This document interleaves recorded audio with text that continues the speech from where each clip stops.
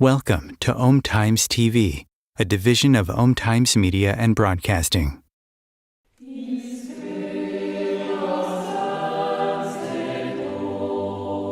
Welcome to the new show, Toward a Solar Civilization, where your host, Naika Gabriel, introduces many experts who will focus on the development of spiritual consciousness, the importance of wisdom, love, and fraternity, and the living knowledge of the laws of nature and the universe. They delve into the profound and transformative ideas of Omraam Mikhaël Aïvanhov that have significantly impacted spiritual thought and provide practical methods to awaken you in a more purposeful, conscious, spiritually aligned way of living. Here is Naika Gabriel, your host. The arts have played an important role throughout humanity's existence. How does it help our development and our spiritual life, you may ask? Hi, I am Naika, your host for this second season of Toward a Solar Civilization, the teaching of Omraam Mikhaël Aïvanhov. Today, on this precious episode, you will hear three people deeply engaged in singing and in theater. Exhaussée begins with the fact that the very first musical instrument ever created is our voice through our vocal cords.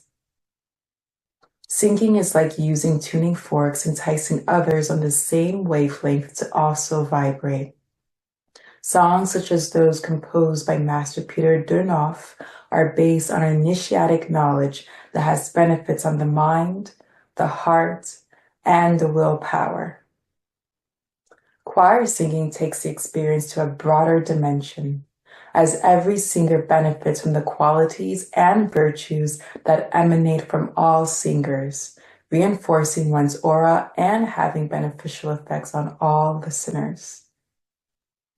I will now hand you over to Exhaussée and to Anatole, who interviewed her recently at the Bonfait in the south of France. Over to you, Anatole. So welcome, Exhaussée, to this new episode for Om Times TV and the Fraternal Forum. Thank you very much for making time available again. We very much enjoyed your interview last time on episode number 6. This time, as we were sitting here and talking about the preparation of this interview, I realized that we have birds around us that are singing. Yes.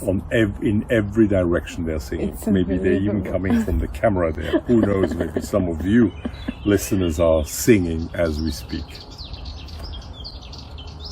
What do you think makes human beings want to sing, love to sing, enjoy singing? Why does it have such a profound effect on our moods, on our temper, on our inner state? Hi Anatole, thank you for having me. I really appreciate, talking with you, having interviews with you as a team as well. So everything in nature makes a certain sound. So music is within us and outside of us. So that's why we are so linked to to music. In all cultures, in all traditions, music is present. So back in time, centuries ago, our ancestors were using drums in order to make music, to dance, to sing. So music has always been part of our humanity lines, and that's why we feel so connected with music, and that's why it's so important. That's why music is so important in our lives, even nowadays. Does it have something to do with the spiritual evolution, perhaps, of our souls incarnating into human flesh and blood, into the material? Yes, this is a great question, Anatole, because all the animals have the sounds, but also as human beings have our voice. So our voice has been given to us by the cosmic intelligence, by the Creator, by God, by the universe, in order to tune ourselves, to make all ourselves vibrate, because we are the king, the queen of all the cells dwelling in our body. So by singing, we are sort of making all our cells vibrate on the same level. It's kind of a tuning fork. It's like using a tuning fork to make ourselves vibrate on the same wavelength. That's why it is so important to sing, because when we sing, we can touch every part of our bodies, all from feet to head. When we sing, our voices create in higher planes, like we can call it a steam or a color or a vibration on the top of our heads. So when we sing all together, there is the sharing of the subtle energies all around of us, and that's the best fusion that we can have, is what is happening inside our worlds by singing, for example. All the emanations, all the radiations, everything that is produced by the song are fusioned, are combined, and that really creates the harmony around the world. So with those vibrations created by people singing, especially with the four voices, it vibrates all over the world and creating a certain harmony, emanating, spreading out, and touching someone here and there, in Australia, in Africa, in Asia, in America, in Europe. So singing can really do marvelous things for peace, for love, for joy, for calm around the world, and also for healing for each and every one of us. So when we sing, we are sharing with one another, with each other, the qualities and the virtues and even the flaws that we have inside of us. And this is why it is so important to really know what to sing. So that's why in the Universal White Brotherhood we have a list of songs that we sing every time that we meet, and because we know them, we also sing them in our daily lives. So those songs have been composed by the Master Peter Deunov. He's a Bulgarian master. So these songs have been composed in alignment, in accordance with the esoteric initiatic science. And this science comes from centuries and also comes from above. Those songs really help us tune ourselves when we sing them alone, but also attune to all the brothers and sisters around us when we sing in spiritual centers. Because they create such high vibration within us and between us, this song really can touch all the consciousness all around the world and make the earth elevate in vibrations. So more peace, more joy, more happiness can happen on earth quicker. So by singing these songs, we enlighten our intellect. It produces us to have more positive thoughts to one another, and also for ourselves, because when we diminish ourselves, when we do not consider who we are, we cannot consider others. And the other thing that those songs from the Master Peter Deunov do is to activate our willpower. We have that will to do all the things that we want to do in our lives, to also to help one another. It activates within us the help that we can share to other people. So it goes so far. The music that we listen to creates a structure within the liquid, the blood and all the liquids within our body. So this music can create beautiful geometrical forms. So according to those shapes, it will be touching our intellect, it will be touching our heart, it will be touching our power, our actions. So by really choosing the right music, we are harmonizing our inner world, and by organizing our inner world, we can harmonize everything around us. They are the songs for new life, for the new generations to come, for the new humanity that is to come, for the sixth race that is to come. When we sing that, we are singing for the glory of God. It really creates vibrations all around us that calling higher entities of light to come and collect those energies, collect those vibrations and spread them all over the world for more peace, more harmony, more joy, more happiness on earth. And when we do this work, we can really feel proud of us because we are contributing. And I have an experience about this. One day I was at Le Bon Fin. So I was there sitting. We sang the first song and we meditated. The second one, we closed our eyes to send all the waves of light after each song. And then, just after the third song, I closed my eyes and I saw entities with wings, and for me they are angels. So angels on the ceiling, forming a circle around the big hole, and each and every one of the angels as a recipient.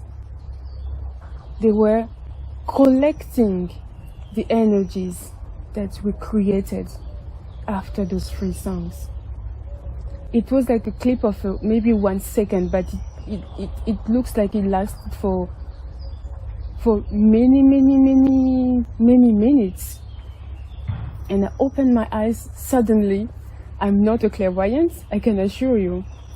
But for me, it was a confirmation that the songs that we sing here are food for angelic beings, for higher beings of light, but also are contributing to add more light in all the consciousnesses in all over the world.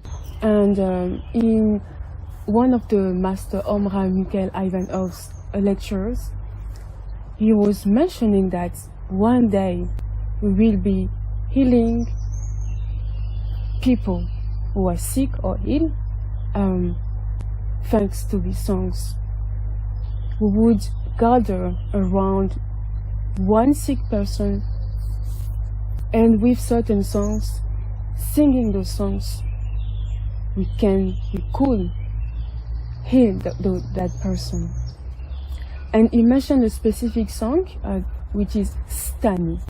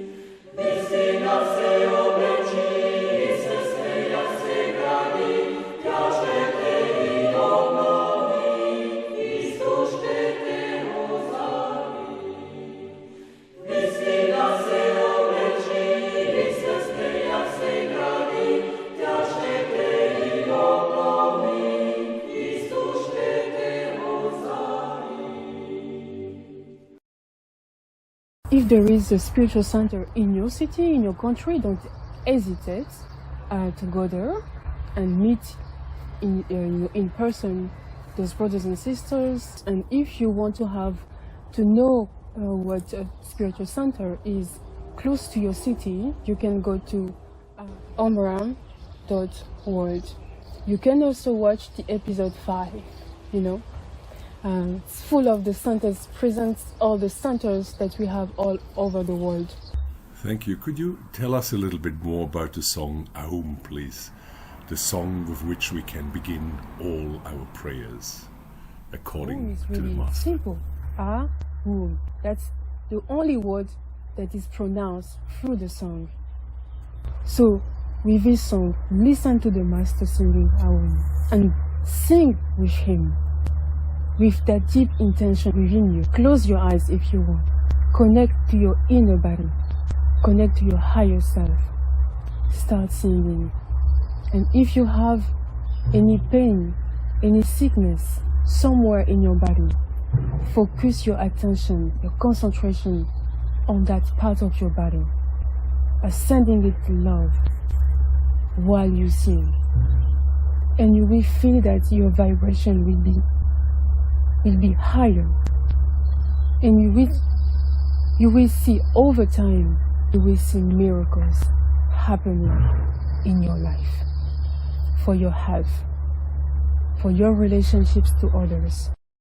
The song Aum is repeated 4 times, with the first 3 renditions being forte, which means loud, and the 4th rendered piano, which means quiet.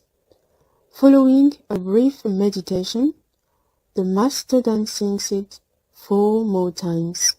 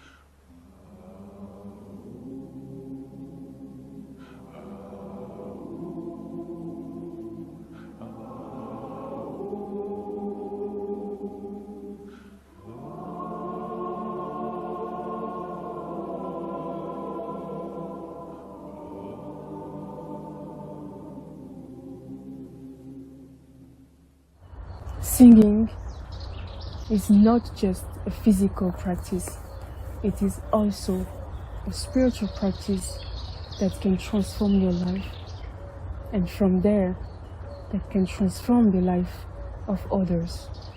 Not only the closest people to you, the people that you meet everywhere, at work, at school, on streets, in public transport, but also the people who are so far from you that you don't even know. Because those vibrations that are spreading from you go all over the world, touch the whole earth, but also the whole universe. So thanks to you, harmony is produced and created quicker. So you have a choice now, after listening to this episode, to choose to sing or not. Thank you so much. I didn't know that true music, as understood by initiates, transcends mere sound, nor that music can embody the harmony and order of the universe, reflecting divine wisdom and logos. And I find it amazing that by singing together, we can wield a powerful, magical force for good based on harmony and unity. We will now hear a story from Theu to complement Exhaussée's presentation. Theu has a lot of experience in the Brotherhood. He teaches singing and he is a musician himself. And he is a proud author of 2 books. Over to you, Theu. I've been invited to share a couple of stories, a couple of anecdotes, things, most of them I've experienced them myself, that illustrate the magical moments that we share when we get together and sing Brotherhood songs.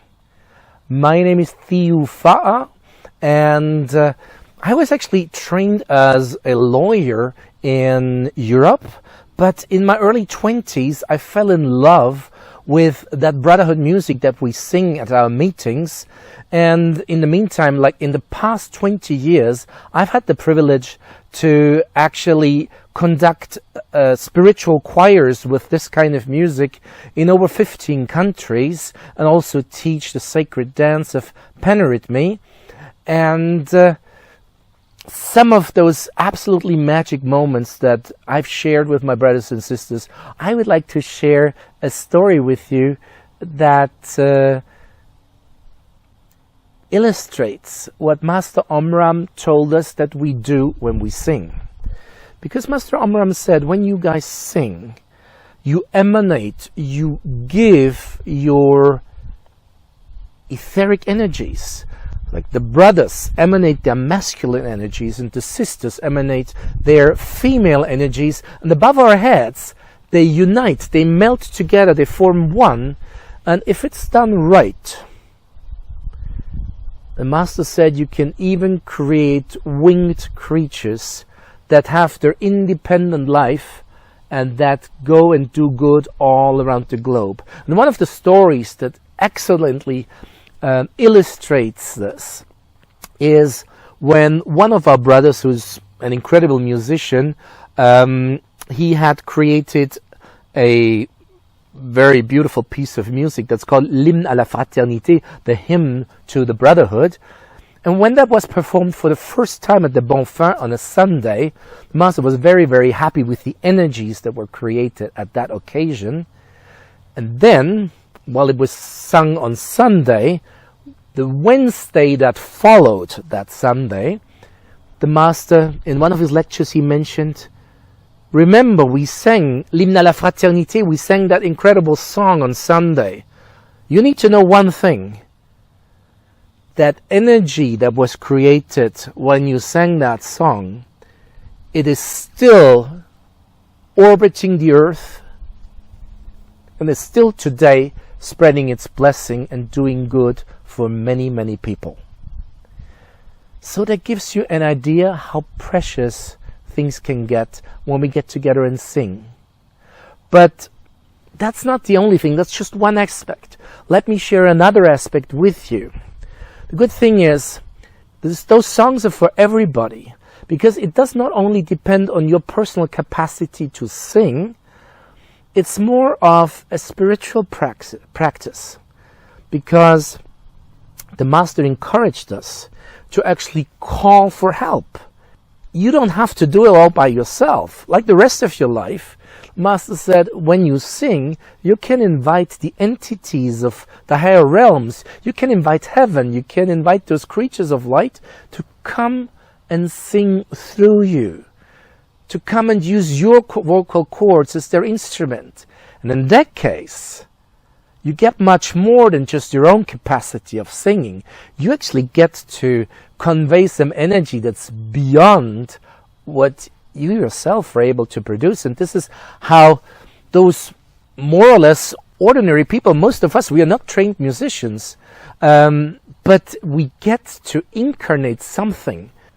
One story that illustrates it extremely well is, it happened to us in Austria. It was just a very small gathering, probably, I would say, more or less 15 brothers and sisters getting together for a little retreat. We were invited there was a person who had created a beautiful small retreat center in Hungary, in a very small village, and she wanted us to bring some of our wonderful energies to that place. But in the end, we were invited to come and sing of our songs in the local church. There was a little chapel there for that village, and they said, well, why don't you come over on Sunday afternoon and sing a couple of your songs for us? And we accepted, although I had my doubts, because I knew the people I had with me weren't exactly whom I would have chosen to perform a concert. But we had to go with the people we had. So I said, we prepared to the best of our abilities, and then I said, please say your prayers and invite your friends. Invite the friends from the realms of the light, and beg them, supplicate that they may come and help us, because musically we're not that good, okay? But invite them to come and sing through us. And that's what we did. And we went to the chapel, and it was completely full. The whole village had come, because I don't think there was a lot was going on there culturally. So these people were happy to come and listen to us. And some of the people who participated were clairvoyant. And they unanimously declared that when the brothers and sisters entered the church, they saw an entity of light entering in each and every one of them. So it wasn't us doing the singing on that day.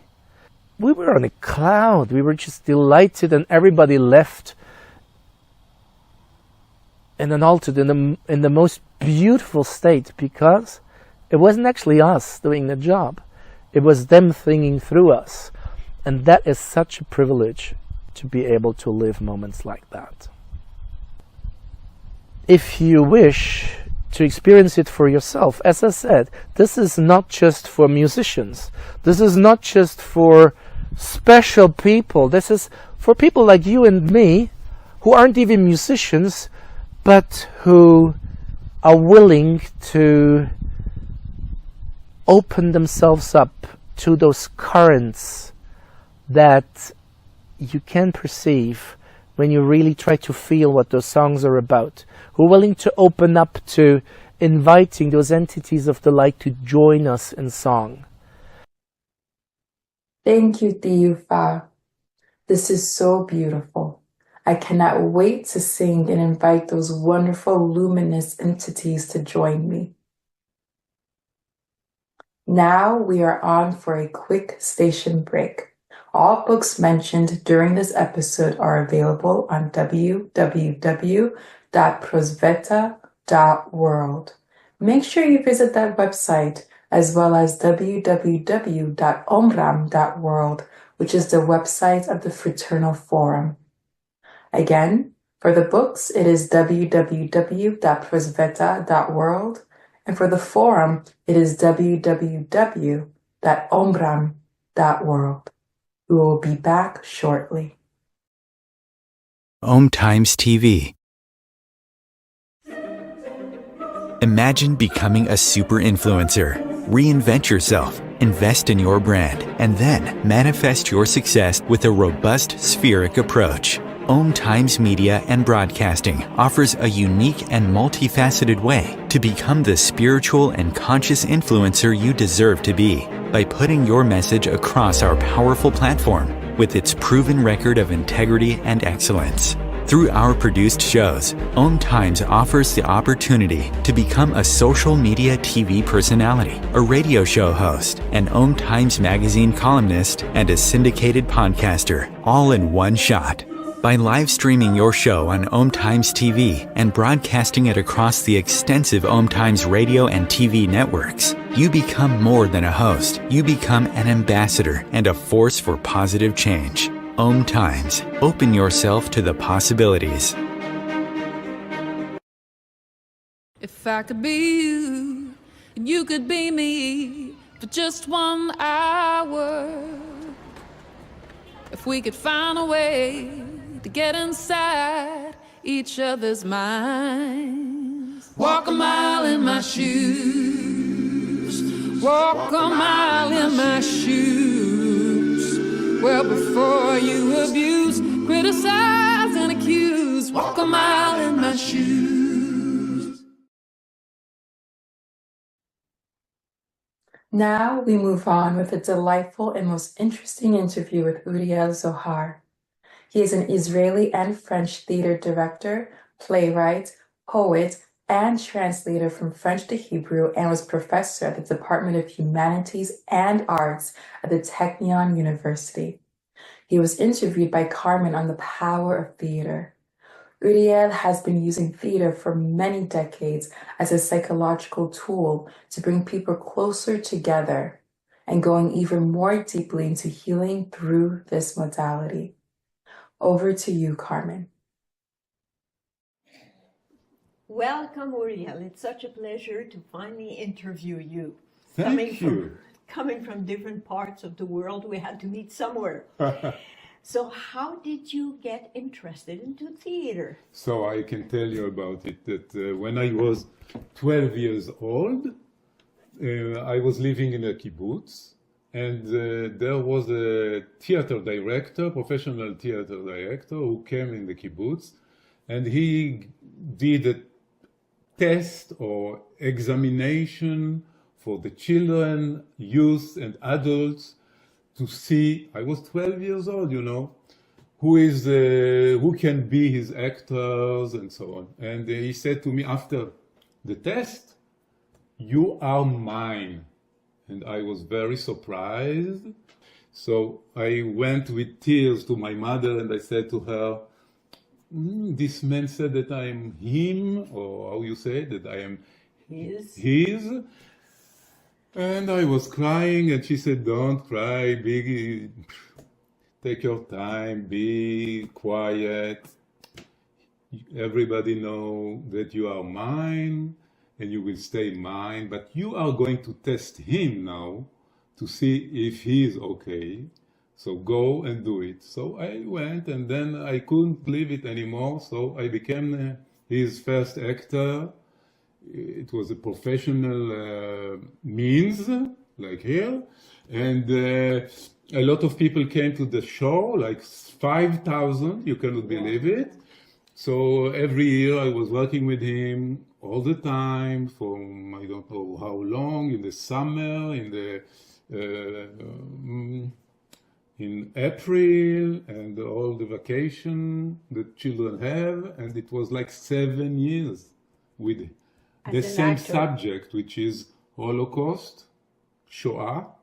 This was the subject. Okay. And your role then was an actor? I was. And only later on you started to write your own plays? I started to write a play.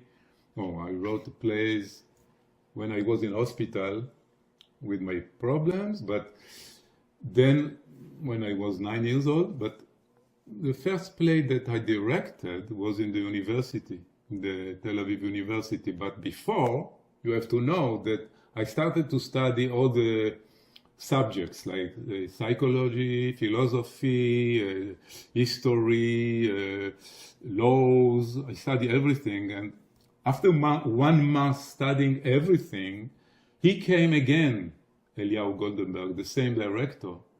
And he met me and he said, "What are you studying?" And I said to him, and he said, No, come with me. I will show you what is your profession. And he took me and he put me in a hall, very big hall of theater. And he said, "You sit here, you listen this course." I was very shocked by the teacher there. He was so enthusiastic. The scene was like 12 meters longer, larger. And he knew how to fulfill all the scene. You know, he did so good work. By himself? Yes, and the students were aware of it in a way, but I was so, let's say, shocked, amazed, or I don't know what is the word to say, very, very impressed. Mm-hmm. And I said, if a teacher speaking like that, and I don't understand any single word, and he is so happy to speak, so enthusiastic, maybe there is something in this theater department. So I stay in this theater department. And after 3 years, I think, I wrote the play and I directed the play, and the students who did the play became a very known actors later. So after that, I started to write some books, some theater plays about love. That's the theme? Is that the theme Yes, that you developed? Yes, first of all, it was love, conflict, and searching for poetry in the text. You know, to see how the text is not only about the personality of people, but about something which keep you spiritual in a way. But in this time, I don't have this definition of spirituality or something like that. It was before this, or like ideal or something like that. Like a higher feeling. Yeah. Yes. I read the book of your late wife, Martine. She wrote this book, My Life in Israel, Under the Pine Tree. And I saw that you created many playwrights that dealt with conflicts between the Arabs and the Jewish, and you were trying to help them like a therapy, reconcile their differences. Yes. Tell us how you worked this out, because that's a very difficult question. Yes, but we have to know that it started with my brother, whose name is Shalom, which means peace. And when I was 12, 13 or 14 years old, he brought at home Arab Muslim. It was the beginning of my meeting with Muslim, when I was very early in my life. And he brought him at home. My mother was shocked. She wasn't prepared for that. And this was a good initiation for us, because it taught us how to accept the other side of the border, Muslim and so on. So he said every week he will come, even if you are not agree, because when he went out, of course. And he said, you will accept him and you will see that he's a human being. And so he did a good job, my brother, Shalom Zohar. Yeah. And after that, my experience with Arabs, Muslim, started with the Muhammad Bakri, who was a simple student like me in the university. When he saw this play of love and poetry, he was very, very happy, and he started to speak with me. And then he told me his life, that he doesn't have a place to live. I was without a penny this time, but I have a little room of, like, let's say 3 meters or to 4 meters, like something like that. And I put 2 mattresses, and he lived there for 2 years. 2 years in that little room, the two of you together? Yes, so it was in Tel Aviv, so it was very near to the university, so it was very easy to go to the university for him, for me. And that is the story, the beginning of the story of the relationship with Arabs, with Muslims. Because with Christian Arabs, there is no, I think there is no real problem. They are like you, huh? You and you. So let's say that after that, I was invited to teach in a university branch of Tel Aviv University, and I started to do a project, Jewish Arabs project, and then we met there Dr. Yael Ariel, and Martine was my first sister wife, and the 3 of us in 1987, we started the project to stop the Intifada. It was the first Intifada, and we said we have to do something. It's impossible to accept this fight between people. Human beings, souls and spirit are fighting. It's impossible. So we decided to do something, and we started to do a project, and we asked students. We start to work with students, Jewish and Arabs all the time, And we started to work there like at the beginning, you know, for years, like 7 years I worked there. So this was the preparation. And with the children of the little one, like till starting with 12 years old and then 16 years old and so on. And then we worked with the teachers of all the schools, Arab and Jewish. Wow. And most of them, of the Arabs, are Muslim. Okay. And we work on, in my idea, it was what the master said, you bring beautiful women, beautiful men, you put them in both sides of the border, and Arabs and Jewish in both sides of the border, and the border will disappear. Beautiful. So this idea brought me to another idea which was not mentioned in Israel. You cannot mention mixed marriage between Jewish, Muslim, Christian, Druze. It's impossible because one will be killed in one side, you know, if you mention something like that. And especially the Jewish are against it, and the Christian are against it, and the Muslim are against it, and be careful with the Druze. So we brought them to the idea of Romeo and Juliet. Romeo and Juliet is a love story, but it ends very tragically. Yeah. So the end is that they are killed, both of them, as you know. So I was thinking, yes, it's a good idea to work on it, to see how difficult it is. This is one side of the story, that it is very difficult to bring people from both sides and to bring them together. But love is doing it. Yeah. So we did it. We did it with love. We did the effort to approach each other, to be close each other on stage, and to do exercises around it for all the people, all the participants. You know, in the end, there was like 6,000.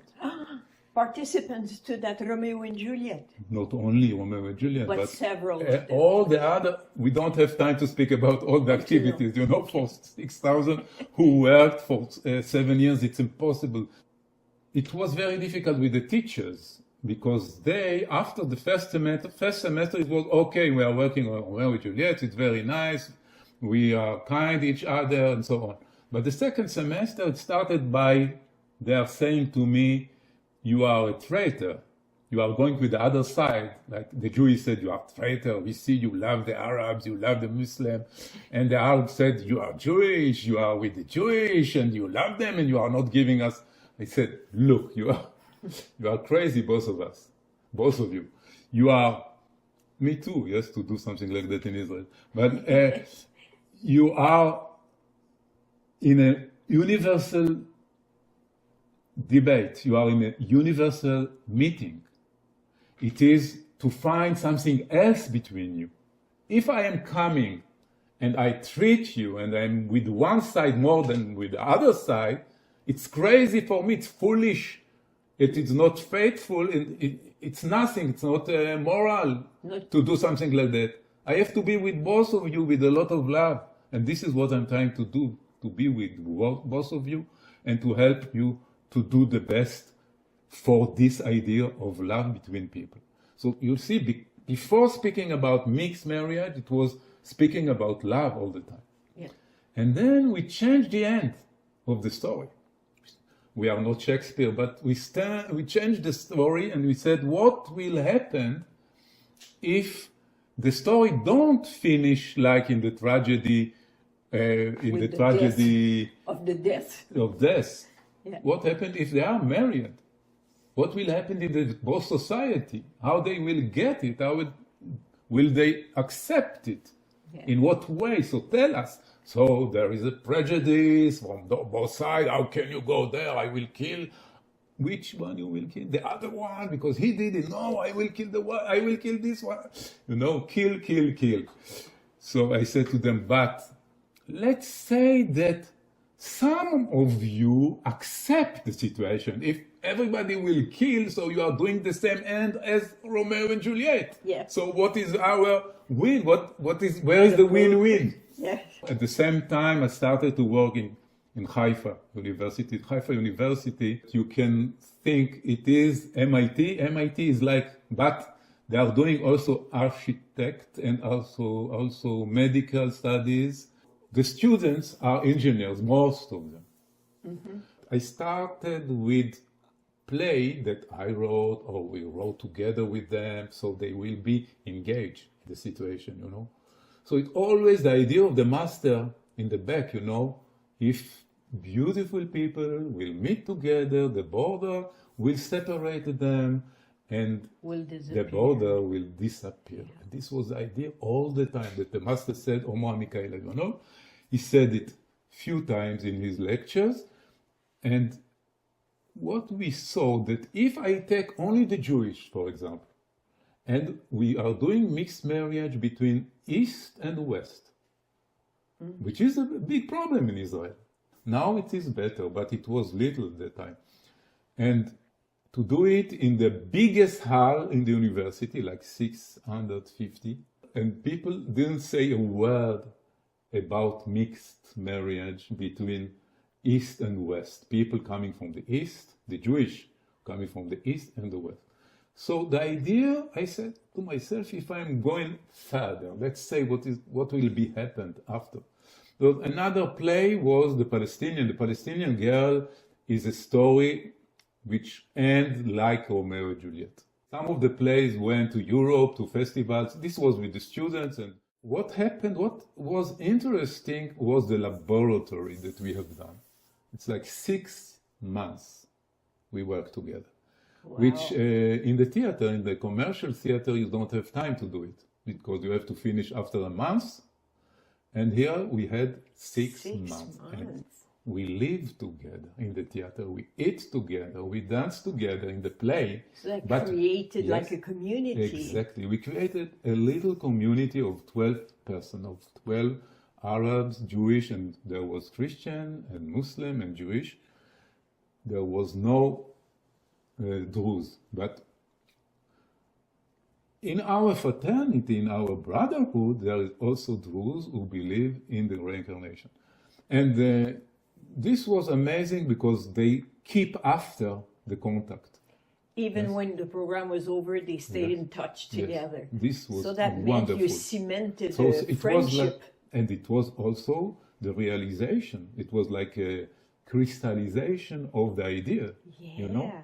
Because we didn't speak anymore about mixed marriage, but we did it.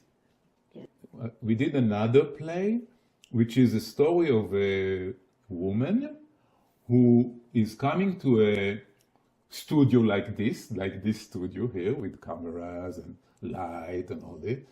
And she is a mixed from the beginning, you know. She is mixed. Mixed marriage. Jewish and Muslim. Father Muslim and the mother Jewish. And they said, oh, so you are Jewish if your mother is Jewish. But it was mixed. It was mixed. And the story is that she invited people that already had an experience. And most of the experience are very bad, not without any success. But there was a lot of love. Even after someone is separated, there is a lot of love between people.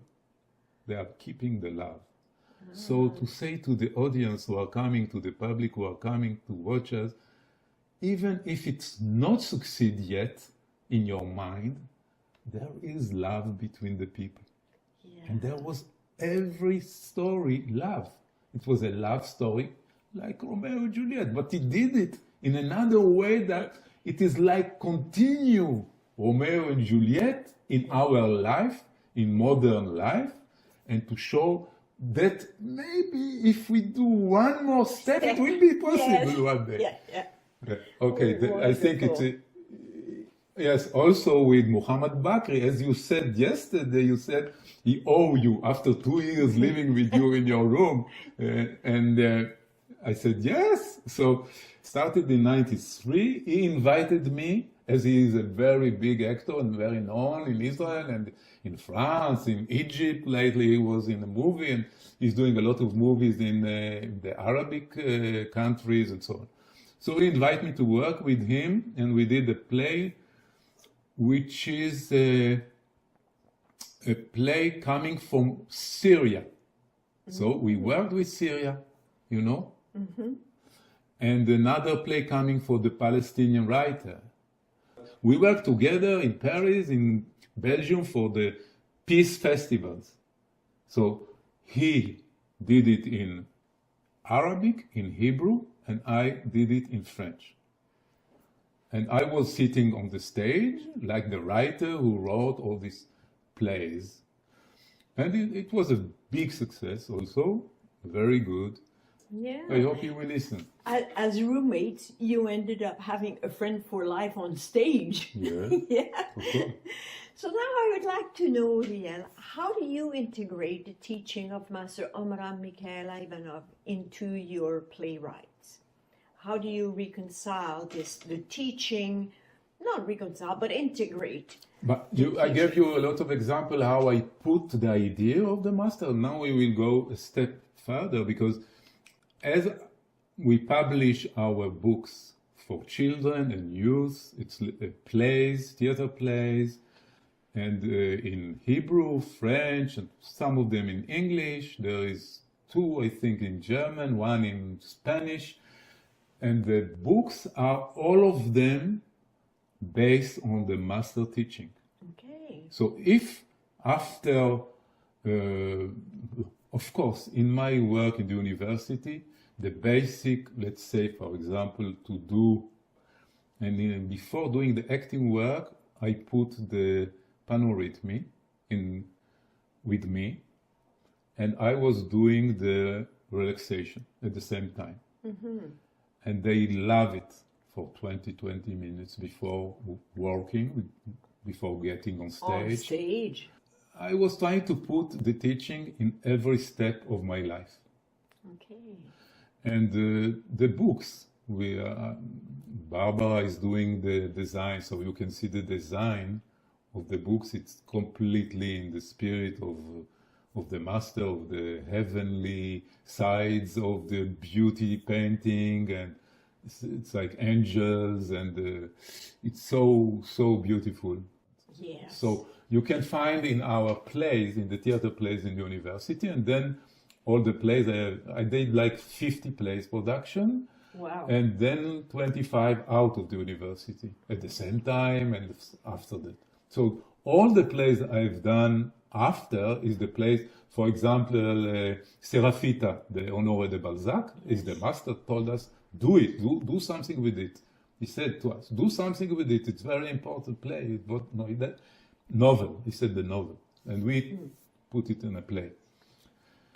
What a fulfilling career you've had. Oh, Amazing. Sorry. I'm so sorry.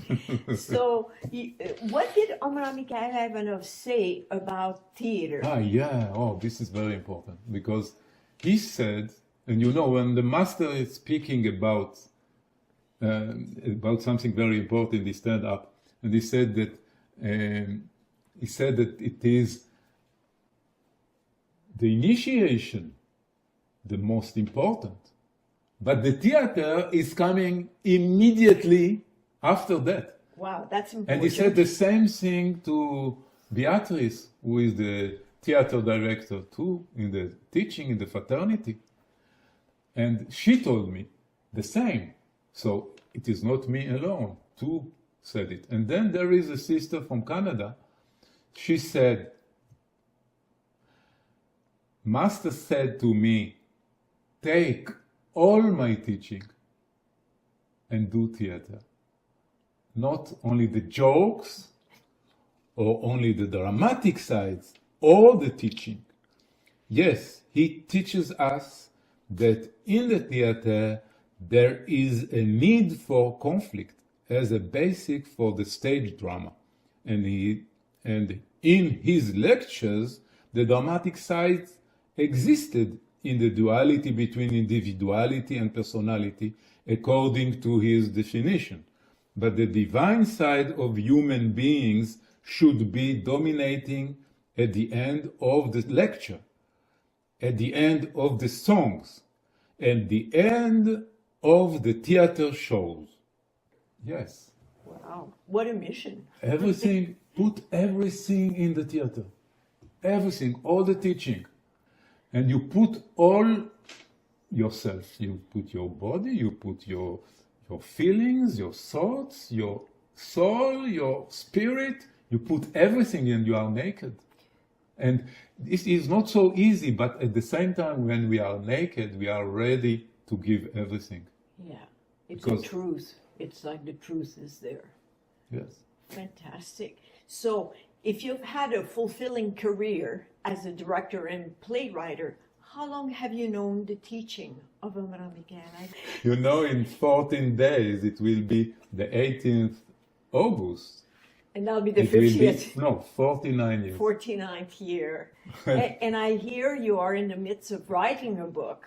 Yes. In the presence of Master Omraam, Mikhaël, Aïvanhov in my life, correct? Yes. It will be published on Amazon? Yes, thank you. It will be, and we are ready with the French version, and we will be ready with the English. It's already translated, and I am doing now some corrections.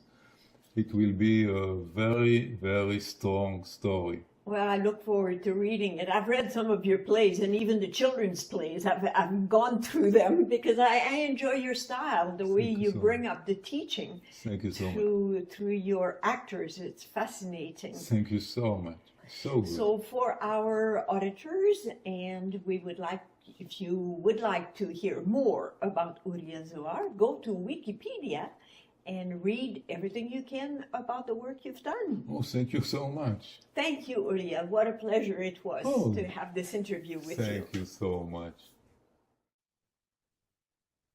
Thank you so much, dear Ouriel and Carmen, for this fascinating, interesting interview. I would love to be able to see one of your plays one day. This episode has truly been information-packed, so much food for spiritual thought. Many are saying that all great changes in the world come through the arts, and today we have been inspired to move forward and upward to a new understanding of how the arts nourish the soul and bring us closer to the divine world. If you have enjoyed this episode, please stay tuned for our next episode on Sacred Geometry by Alex. See you in 2 weeks. Stay safe and stay connected.